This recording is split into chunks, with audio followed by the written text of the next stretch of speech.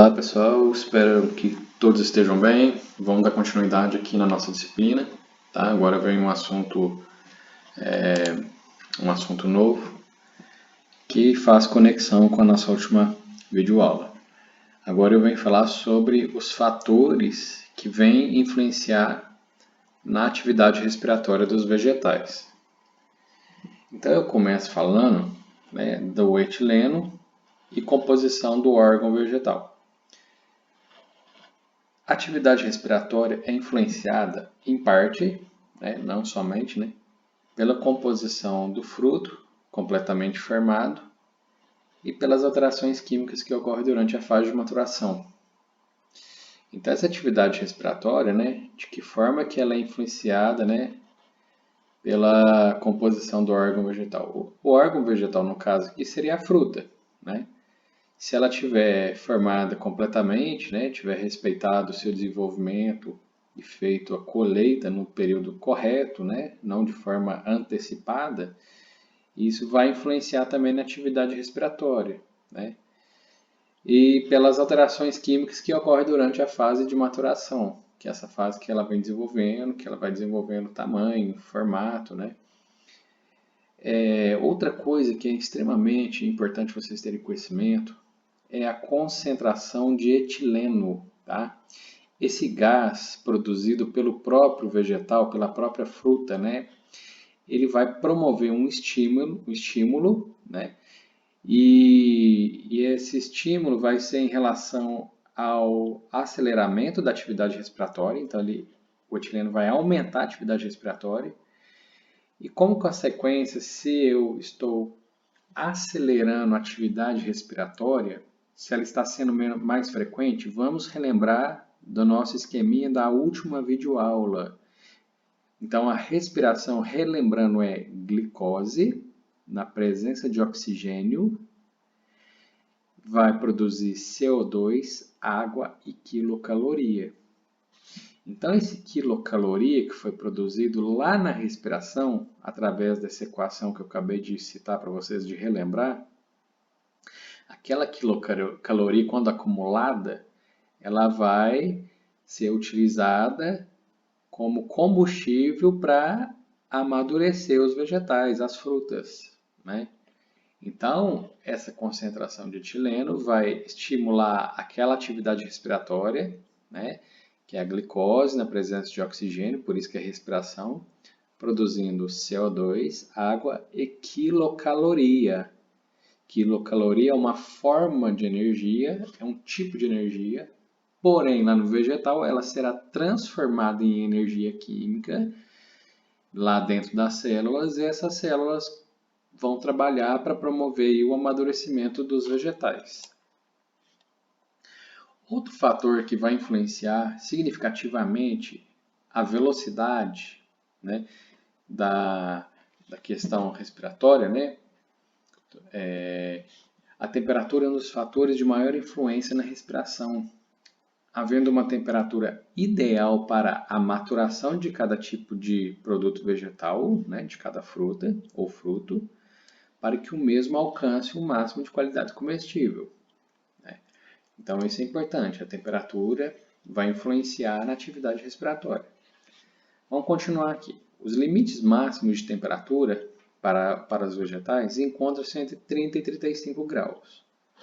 Porém, a suscetibilidade à injúria no limite mínimo de temperatura é bastante variada. Ou seja, eu consigo falar ali de temperatura máxima, entre 30 e 35, porém a mínima já é muito variável. Tem fruta que tem resistência a uma temperatura de 1 grau. Tem fruta que tem a sua resistência limitada a 11 graus. Então é um limite muito grande. Tá? Então aqui como exemplo disso que eu estou citando, por exemplo, a banana. A banana, ela...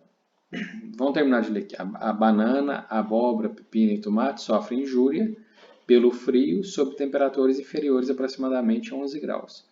Se você pegar a banana madura e colocar ela numa temperatura abaixo de 11 graus, ou seja, pegar a banana madura e guardar ela na geladeira, que vai ser abaixo de 11 graus, só para vocês terem uma noção, para vocês ilustrarem, ela vai ter uma injúria na sua coloração, né? Ela vai escurecer. E aí, isso que eu estou classificando como uma injúria, né? Então, abóbora, pepino, tomate também, esses não combinam muito com temperaturas inferiores, né, a 11 graus. Certos cultivares de pera, para vocês terem noção, né, para fazer uma comparação, e maçã podem suportar longos períodos de armazenamento a 11 graus, a 0 graus. Então aqui 11 e aqui 0. Então é uma diferença, é um limite muito grande, né? Para pera e maçã é 11 graus e o limite aqui para banana madura 11 graus. Considerar que a temperatura do produto é sempre levemente superior à temperatura ambiente em decorrência do calor vital liberado pelas reações metabólicas. Então, quando eu falei lá da respiração, da glicose, da presença de oxigênio, liberando CO2, água e quilocaloria, quilocaloria eu acabei de falar no slide anterior que é um tipo de energia, e parte dessa energia, quilocaloria, será perdida na forma de calor vital. Tá? Por isso que tem um pouco de aquecimento, né, com relação à temperatura ambiente. A gente nota, né, se a gente aglomerar, guardar isso em caixa, né, e essas frutas tiverem atividade respiratória, ela sempre vai estar com a temperatura superior ao ambiente, essas frutas. Então eu estou justificando de onde que vem essa temperatura mais elevada, né? Que eu chamo de calor vital. Quanto mais rápido o produto respira e amadurece, maior é a quantidade de calor vital gerado. Então, quanto mais rápido o produto respira, né, isso aqui está correlacionado com o amadurecimento, porque para que ocorra o amadurecimento é necessário que tenha atividade respiratória. Né? Então, quanto mais rápido ele está respirando e amadurecendo, maior é o acúmulo do calor nos vegetais, que eu chamo de calor vital.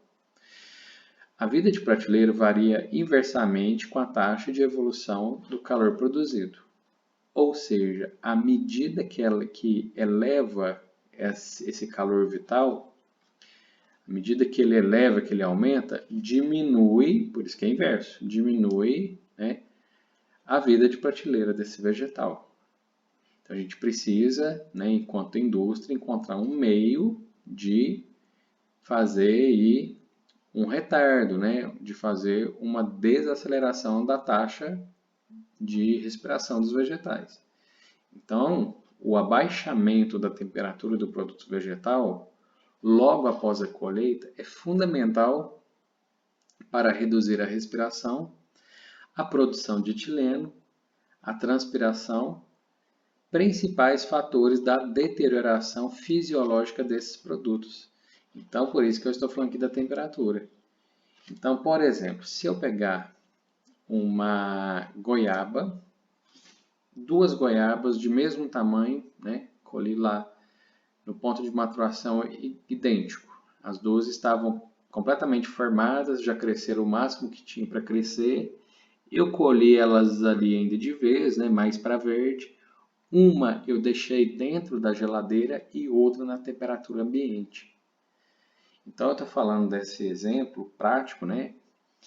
Porque o que você vai notar? Aquela goiaba que ficou na temperatura ambiente, na temperatura relativamente alta, em comparação à outra que ficou na geladeira em temperatura baixa, você vai notar que a goiaba que ficou na temperatura ambiente, ela vai amadurecer muito mais rapidamente.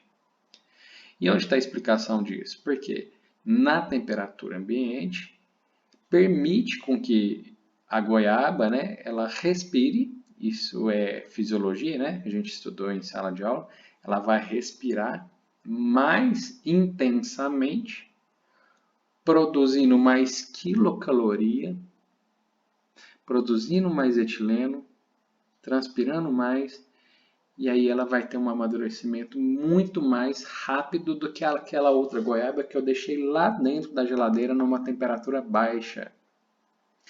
Então, de repente, dentro de 3, 4 dias, a que estava na temperatura ambiente já estava madurinha e aquela lá dentro da geladeira ainda permanecia verde. Então, eu estou mostrando o caminho que a indústria utiliza, né? Então, se temos conhecimento que a atividade respiratória que vai influenciar no amadurecimento da goiaba, das frutas, dos vegetais, eu posso lá aplicar uma temperatura mais baixa com o intuito de dificultar essa respiração, né, de retardar, diminuir a taxa respiratória, para que ela demore mais para amadurecer, porque nós acabamos de ver que à medida que ela respira mais intensamente, mais rápido é o amadurecimento das frutas. Então, a temperatura aí tem sua participação também na taxa respiratória. Então, no caso, né, da indústria, é indispensável o uso da refrigeração, devendo-se respeitar o limite mínimo suportado para cada tipo de produto, né, de fruta, para evitar as injúrias fisiológicas. Então, aqui eu trouxe para vocês um quadrinho aqui na nossa direita, para que vocês visualizem um pouco dessa informação. Tá? Então, aqui eu tenho temperatura, que são esses valores aqui, tá? Nessa linha, e eu tenho aqui nesta coluna os vegetais. Então, olhem para vocês verem em relação à temperatura, atividade respiratória. Se eu deixar uma laranja numa temperatura de 0 graus, ela vai produzir, em média, de 2 a 5 miligramas de CO2 para cada quilo de laranja, para cada hora que se passa. Tá? Então, a temperatura de 0 graus. Se eu deixar essa laranja, eu vou pular aqui, gente, para não ficar muito tempo nesse quadro, eu vou pular aqui para a temperatura próxima do ambiente, ó, 26, 27 graus, que é a temperatura média, né? Temperatura que deve estar agora, em torno dos 26 graus.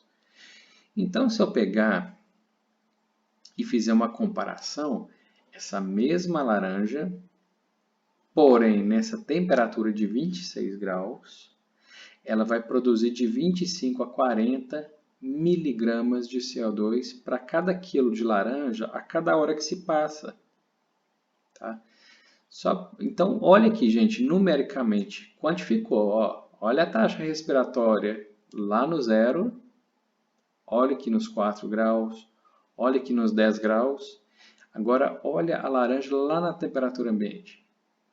Então, eu estou acabando de gerar uma informação válida de que aqui, nessas temperaturas, né, ela tem uma atividade respiratória relativamente baixa. Então, se ela tem atividade respiratória baixa, ela vai demorar mais para amadurecer. E a indústria quer o quê? Exatamente retardar, dificultar um pouco esse amadurecimento para que ela tenha flexibilização para fazer o processamento da laranja. Vamos supor que é uma indústria de suco de laranja ou néctar de laranja. Ela recebe toneladas e toneladas de laranja. Ela vai processar essas toneladas e toneladas de imediato? Não. Ela precisa reter um pouco, estocar essa matéria-prima para ela ir usando à medida do fluxo do processamento, né? Da fabricação do suco lá, por exemplo, na indústria. Então, para que ela não amadureça de forma rápida, né? Então eu uso estratégias aqui de baixas temperaturas para segurar um pouco essa atividade respiratória.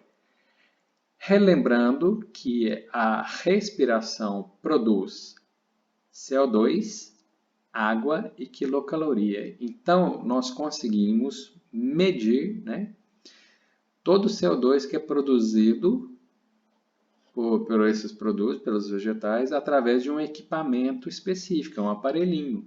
Tá? Eu vou pegar essa laranja, eu coloco ela dentro de uma embalagem, obviamente fechada, porque CO2 é um gás. E ali dentro dessa embalagem tem uma sonda desse aparelhinho que vai medindo essa liberação de CO2.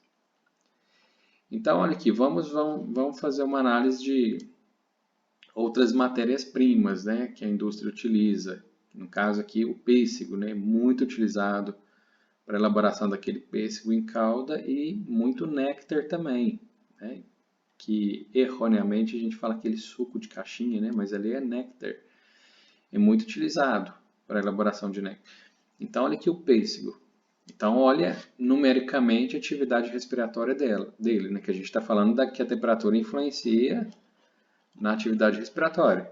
Olha no caso do pêssego, ele é a 0 graus, de 4 a 6 miligramas de CO2 que são liberados para cada quilo de pêssego a cada hora. Temperatura de 4 graus, que é uma temperatura ótima aí, ó, de refrigeração, né, para determinados produtos. Então aqui, ó, vou ter uma...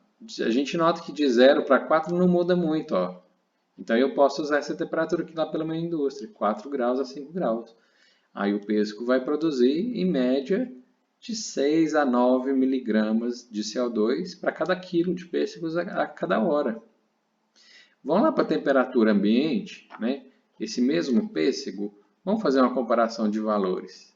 Olha aqui o salto que acontece. Então lá 26 a 27 graus, os pêssegos, né, irão produzir aí de 81 a 122 miligramas de CO2 para cada quilo de pêssego a cada hora que se passa. Então esse pêssego na temperatura ambiente, ele vai amadurecer muito rapidamente. Às vezes eu recebi toneladas já maduros, até que aquela história que eu acabei de falar, até que eu processe ele, eu preciso de colocar ele numa câmara de refrigeração para que ele não amadureça de forma rápida, porque aqui vai, ó, nesses valores. E aí eu tenho que manter o padrão de qualidade dos meus produtos, né? Então, a nível de indústria, isso aqui é muito válido. Vamos pegar outro produto aqui que é altamente industrializado, no caso da uva, né? Faz-se muito suco de uva integral. Então, a uva lá na temperatura de 0 a 4 graus, vamos ver. 0 graus, 1 a 2 miligramas de CO2 por quilo por hora, quase que não respira, quase que não libera CO2 nessa temperatura. Na temperatura de 4 a 5 graus, também muito baixa a produção. Tá? E nós temos aqui, lá na temperatura ambiente, já tem um salto. A uva já foi lá para 26 a 27 miligramas de CO2 para cada quilo de uva a cada hora que se passa. Tá? E vamos pegar aqui um aspargo, né? Não quero pegar o aspargo porque não é muito industrializado. O morango me chama mais atenção. Tá? O morango é altamente industrializado, né? Então vejam que ele tem um comportamento também similar aos demais produtos que eu comparei, ó, de 0 a 4 graus aqui, ó, a 0 graus ele tem 12 a 18 miligramas de CO2, né, para cada quilo de morango, para cada hora que se passa.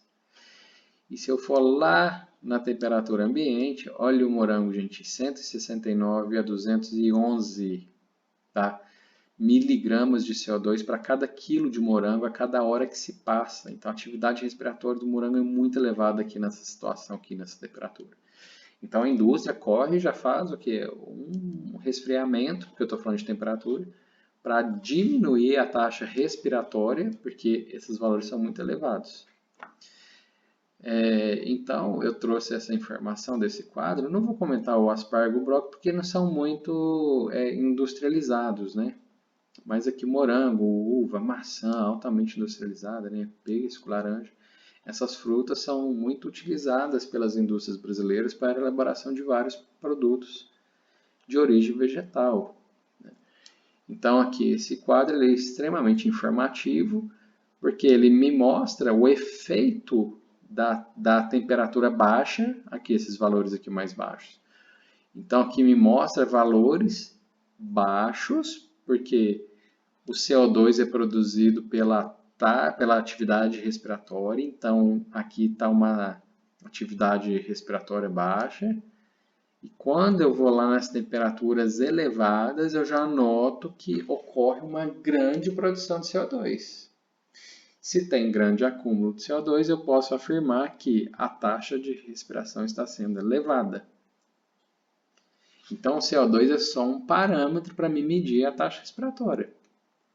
Porque respiração nós vimos lá que a glicose, na presença de oxigênio, produz CO2, água e quilocaloria. Então se está produzindo muito CO2, o que está produzindo muito também? Muita quilocaloria.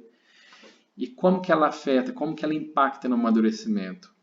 Quilocaloria é um tipo de energia que parte será utilizada pelas células dos vegetais, que será transformada em energia química, que vai promover o amadurecimento aí das frutas dos vegetais.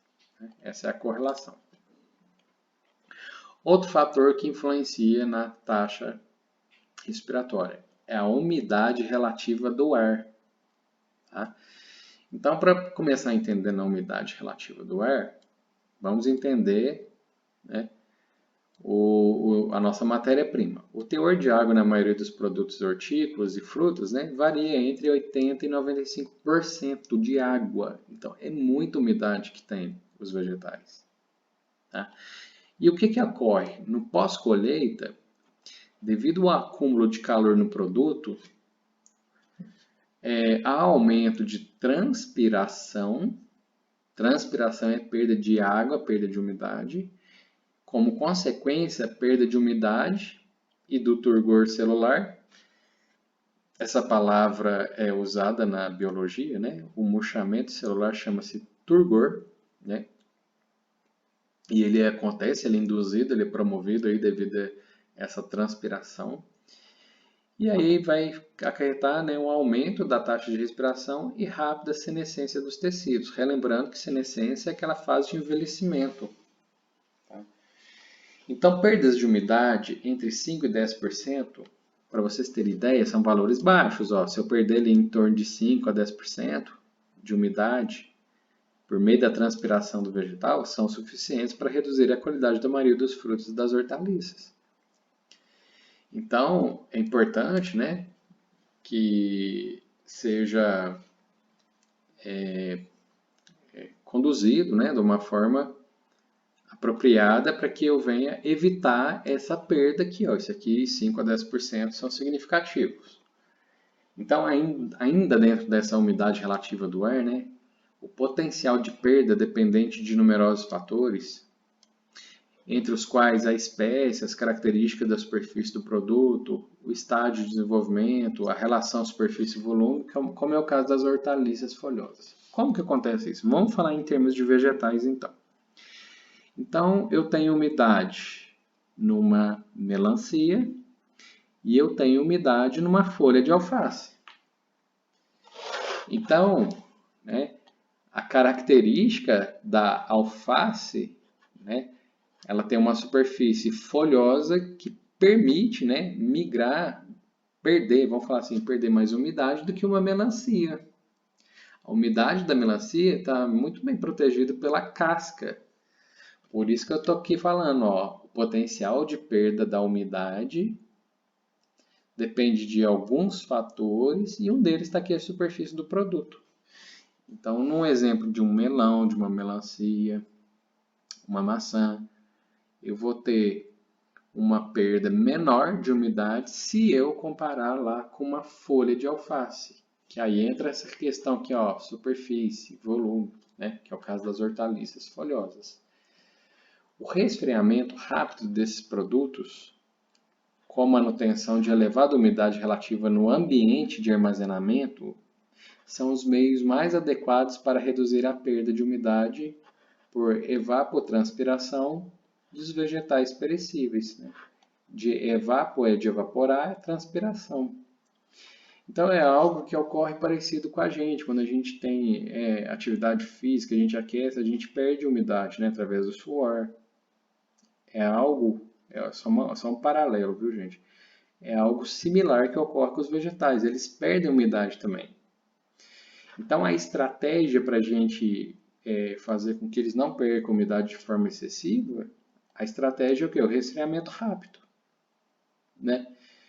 Baixar a temperatura e aí eu vou colocar dentro de uma câmara de armazenamento de algum ambiente, né, que tem uma elevada umidade relativa. Porque pensa na seguinte situação, o que é a umidade relativa do ar? O ar, ele tem uma umidade. Tem época do ano que quando é mais chuvosa, né, aquela época de verão, ela chega a 90%, 92%. E quando chega no inverno, o ar às vezes está com 11% de umidade em determinados locais. Nossa região aqui já chegou nessa taxa, nesse valor. Então, olha a diferença do percentual de umidade no ar. Então, época de chuva está ali em torno dos 90% e época de inverno bastante rigoroso aí vai chegar lá nos seus... É muito raro chegar a 11%, mas vou colocar aí 20%, que já é drástico, né? Muito baixo. Então, olha como que a umidade relativa do ar impacta no alimento. Para ajudar vocês a visualizar isso, eu vou colocar uma situação para vocês. Pega um biscoito Graham Cracker, biscoito água e sal, né? A mesma coisa, praticamente. Coloca sobre a superfície de uma mesa e deixa ali para você consumir ele no dia seguinte. No dia seguinte você vai notar que esse biscoito ele perdeu a crocância. Na hora que você mordeu ele, você não escutou nem o barulho da crocância dele. O que ocorreu? Esse biscoito tinha uma umidade baixa, ele ficou exposto em cima de uma mesa, né? Então ele está exposto ao ar. O ar tinha uma umidade maior que a do biscoito. O biscoito, o Graham Cracker, ele absorveu a umidade que estava no ar. Então ele aumentou a sua umidade e aí ele perdeu a crocância. No caso das frutas, normalmente é o inverso, ela tem a umidade maior que a do ambiente. Então, qual que é a tendência? A fruta, os vegetais perderem essa umidade para o ambiente. Então, a estratégia é elevar a umidade desse ambiente para que o vegetal não perca umidade para esse ambiente, né? Então, é a umidade relativa do ar. Então, a estratégia que as indústrias adotam é essa, né? De aumentar a umidade do ar com equipamentos, né, específicos para que a gente preserve, né, a umidade desses vegetais. Então, isso é extremamente fundamental para manter a qualidade da matéria-prima. Outra questão de importância na taxa respiratória é a concentração de gases na atmosfera. Então, para vocês terem uma noção, né, o ar que a gente está respirando aí normalmente, ele está com 21% de taxa de oxigênio e apenas 0,03% de gás carbônico, que é esse CO2 aqui. Ó, tá? Então, de modo geral, tanto a redução no teor de oxigênio como o aumento na concentração de CO2 vai reduzir a taxa respiratória. Porque a respiração, gente, ela acontece na presença de oxigênio. Se for uma respiração aeróbica, que é aquela que ocorre nos vegetais, o oxigênio é essencial para que ela ocorra, que é a respiração. Então, o que eu estou dizendo é que, de modo geral, se eu reduzir esse oxigênio que é usado lá na respiração, vai reduzir a taxa respiratória. Então, é uma estratégia. Então, é uma possibilidade, é um caminho que eu estou mostrando para vocês. E um outro artifício que também é muito utilizado é aumentar, dentro das câmaras de armazenamento dessas frutas, a concentração do CO2. Tá? Tem um aparelhinho que injeta CO2 e quando eu estou injetando CO2, sabe o que eu estou fazendo consequentemente? Reduzindo o oxigênio. Então, vou ter um aumento desse gás e a diminuição deste gás. E aí eu estou mexendo no gás da atmosfera, onde está ali armazenado minhas frutas, e eu estou diminuindo a taxa respiratória. Qual o objetivo da diminuição da taxa respiratória? Diminuir ali a velocidade do amadurecimento. Tá? Então, é importante, né, que se o conteúdo de oxigênio for reduzido a um limite mínimo, ou seja, se ele for reduzido excessivamente, aí você vai ter um problema. Porque aí vai entrar o processo respiratório anaeróbico, que é aquele que ocorre na ausência de oxigênio. E essa via respiratória ela é prejudicial, porque ela vai fazer com que ocorra o acúmulo de acetaldeído e álcool etílico, que é o etanol. E aí essa substância aqui vai promover a morte do tecido celular. E aí vai antecipar a senescência, o envelhecimento.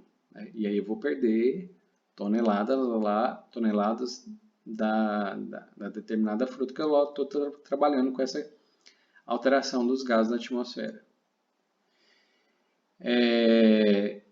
A resposta às condições de limite de oxigênio difere com o tipo de produto vegetal. Então, essa questão das concentrações de gases, gente, ela é feita, mas com certos cuidados. Então, o que eu encontro na literatura, nos livros, é que níveis de 5 a 10% de CO2 diminui a atividade respiratória, enquanto que níveis muito elevados causam injúria aos tecidos. Níveis muito elevados de quê? De CO2. Então, olha aqui, gente, eu mexo na taxa de CO2, olha como que é o nível de CO2 no ar normalmente, 0,03, quase nada. Mas lá na câmara que eu vou armazenar, eu vou injetar em torno de 5 a 10% de CO2 com o objetivo de diminuir a taxa respiratória. Consequentemente, eu estou retardando, estou dificultando, né, a velocidade do amadurecimento da matéria-prima.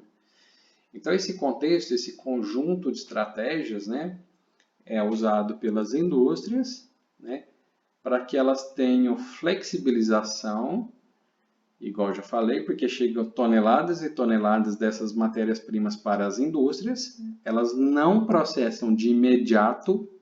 Então, vamos supor que minha indústria processa 1 tonelada de laranja por dia para fazer suco. E vamos supor que eu recebi 5 toneladas. Então, 4 toneladas vai ter que ficar estocada esperando, né, aquela 1 tonelada ser processada para puxar mais uma, e aí vai 1 dia, 2 dias, 3 dias. Então, dentro desse contexto que eu justifico para vocês, essas estratégias que são adotadas e utilizadas. Tá? Então, pessoal, eu paro aqui essa aula e na próxima videoaula eu dou continuidade de onde nós paramos. Bons estudos!